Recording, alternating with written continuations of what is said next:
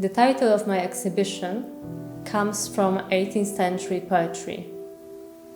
This is a quote from the poem by Mary Poor, in which she refers ironically to the way in which perceptions of women are based on their appearance, and writes about the female body from a natural, authentic standpoint.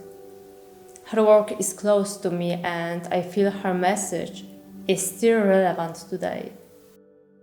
In new works prepared for the show, I reference 18th and 19th century European portrait paintings.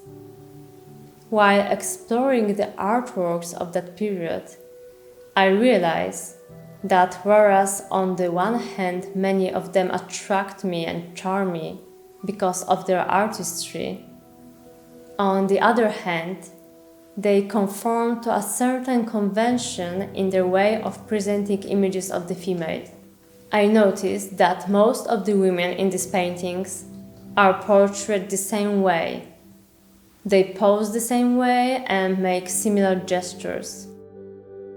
Looking at them, you have the feeling that they are almost trapped in their dresses, and that there is no place for individuality or otherness.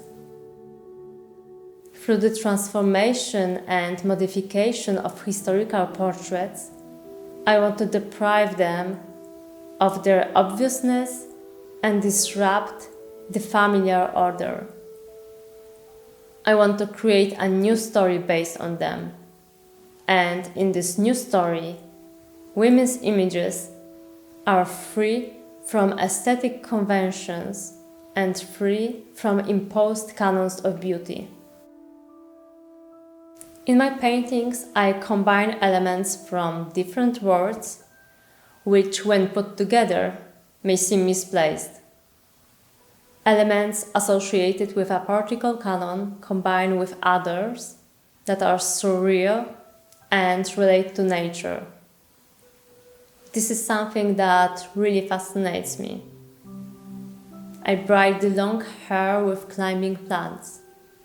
Delicate silks are interlaced with white grasses and leaves. As additional layers of fabrics overlap, the form of the human figure changes. I let it grow and expand. And when its shape develops, the boundaries of the body, the boundaries of the portrait blur. In this way, I want to influence the perception of a female beauty, and I want to remove the division between what a woman should and shouldn't look like.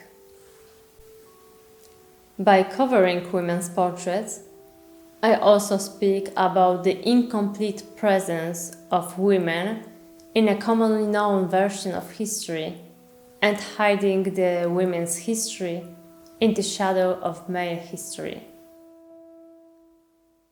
The variety of the painting texture is very important to me. I want my painting surface to be organic and alive. In some parts, I apply the paint thinly and sketchily. In other parts, I build up the texture of the paint. I put many layers and glazes to reflect the nature of things.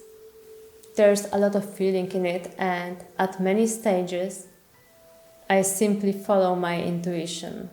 But the goal is always the same: to bring out emotions and expression, to show female activity, wildness, diversity, because that's what women's nature is.